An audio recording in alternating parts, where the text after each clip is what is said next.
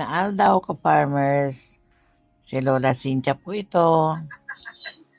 Sa kasalukuyan ho, mga Lola Cynthia, pinanonood ko si ka-farmers. Kinagigiliwang kong vloggers. Kasi napanood ko siya, maliit pa yung panganay niya. Nagbabarko pa siya. Dinadalaw niya lang tong farm niyang ito. May caretaker siya. Hanggang unti-unti niyang napaunlad. Hanggang patayo niya yung bahay. Dream house niya lang mag-asawa. Sa ngayon, pinanonood ko yung pagsemento ng daan niya papunta sa kusinang tinayo niya, lutuan, na wherein every Saturday and Sunday, yung mga gustong kumain, makatikim ng lechon niya, pupunta doon. Meron ho siyang paksiw na lechon, sisig na lechon, at iba-iba pa. Saka yung view niya talaga, right at the back, yung pong Arayat Mountain. Maganda po yung ginawa niya.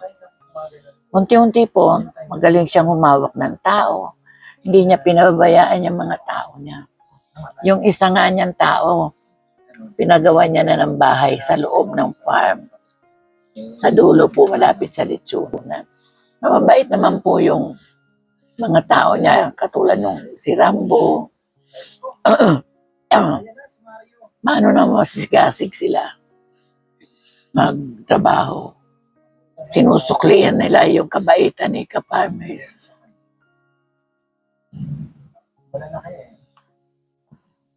Matagal po akong hindi nakapag ng vlog kasi medyo humina po ang pakiramdam ko. Kaya iisip po ng pambayad ko sa dialysis. Paubos na po yung money back ng San Twitter, wala na nga po.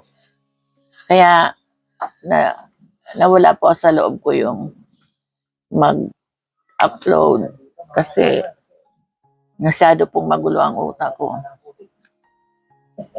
Kaya isip. Pero pag nakikita ko naman po si ka-farmer, talagang inaantay ko po sila mag-download, mag-upload para mapanood. Ito po yung access ko sa dialysis. Kasi itong ugat ko po dito, maliit ang isa. Kaya hindi magamit-gamit. Ito pa rin po. Sana po. Huwag na dati po kasi ito po.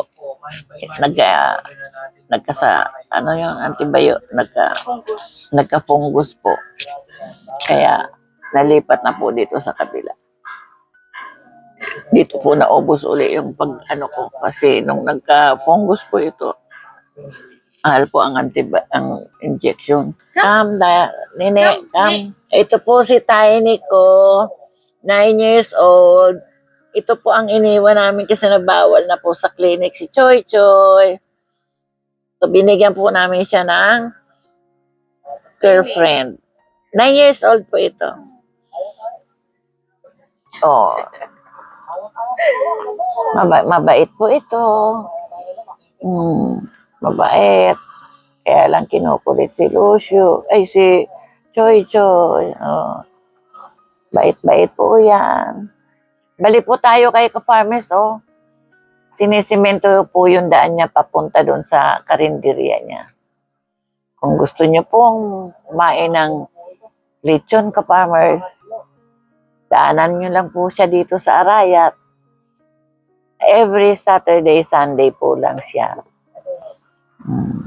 Kaya, yan po ang ang ka-farmers canteen. Makakakain po kayo doon, paksiw na lechon, sisig na lechon. Nung una ko po siya na buhat-buhat niya pa yung anak niya panganay sa liig. Pero maliit pa po yun nung una eh. Actually po si ka-farmers, Bicol yan. Chinese-Filipino.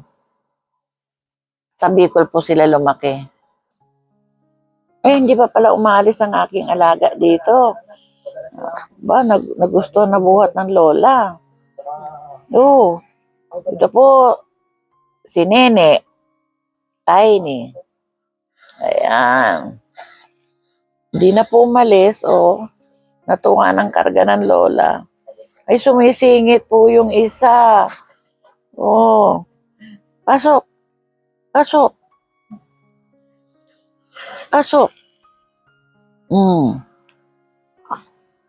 Nanliligaw po to si Choy Choy. Alam niyo po, gusto kong puntahan si Ka-Farmers. Kung buhay po ang asawa ko at malakas pang mag-drive, nandyan na po kami. Kasi nung nawili po ako nung mga orchids, pag sinabi namin puntang Bulacan, punta po kami. Bilihan doon ng malaki. Ngayon po, lagi ko, yan, nasa likod ko lang po ang asawa ko. Nanonood din siya kay Ka-Farmers. Panawagan ko po sa mga katulad kong nanonood. Subaybayan niyo po yung mga sinusubaybayan ko. Si Ka-Farmers. Ka-Farmers, di ba? Sa Bicol ka mo? Taga-Naga man ako. Sana matabangan mo man ako. Dati kaya, kaming mag-agom. Nagadan yung agom ko March 17, 2024. Dati kaming duwa ang nagdadialysis, MWF. Kaya mayo man kaming income, kundi yung pension lang niya sa pagkasundalo. Ngunyan mayo na, naputol na, pigralakaw pa lang, na kabanga kato ang mapupunta sa agom. Kaya nadalang ko, igwa kang pigtatabangan sa Saud, na ang agom nagdadialysis. Kaya ko na, baka pwede mo man akong tabangan. Kaya ako na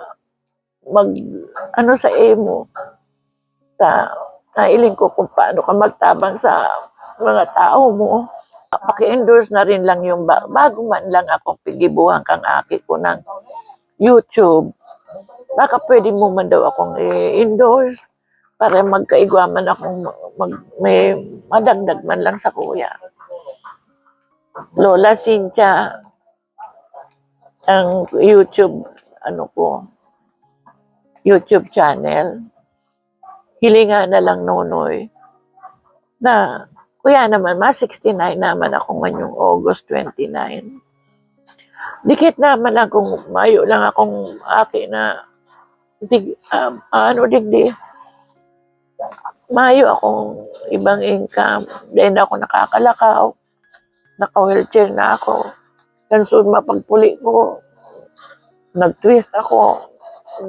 Na hindi ko nahalat agi kung buhaton ako. Una ko kaya kung maglakaw na solo. Iyon, bigla akong natumba. Ka-Farmers, tabangan mo man ako. Maski dikit, Nunoy. Talagang ang every treatment ko kaya mga 3,000. Hindi lang ako saro. MWF, pag Lunes, Martes, pahingalo, Miyerkules, dialysis, giraray. Ngunyan lang Sabado, Domingo ang medyo dumangal daw ang pahingalo. Lunes na naman giraray. Patabang manoy. Nauog mga ani ako, nanay mo, pero nakakalakaw pa, nasa Canada pa ngunyan. Pagmahon siya duman na naglalakaw. Ako daina. Aswerte lang kan suudma, talagang nakaturog ako sa buong 4 na oras sa dialysis. Noy, mga G ko man daw, matabangan mo man ako. Dadadangog mo yan, kaya nagtataram dyan sa likod. Pigbabantayan mo yung pagpapasimento mo kang agihan pasiring sa kakanan mo. Nadadangog mo yung boses mo. matibay at mabubuot yung taho mo. Sundan niyo po ang marami ko pang ikwento mga sinusubaybayan kong vloggers na kinawiwilihan ko habang nasa higaan lang po ako. Salamat po sa inyo, salamat sa Indo, salamat po sa Indo, ka-farmers, mabalos. Mabalos na marhay. Sana madalan mo man po itong pag-apod ko sa imo. Hayaan niyo po, pag mayroon pong nagkawang-gawang sasakyan, makakarating din po ako dyan sa kainan mo every Saturday, Sunday. Mabalos, ka-farmers, sundan niyo po ang vlog ni ka-farmers.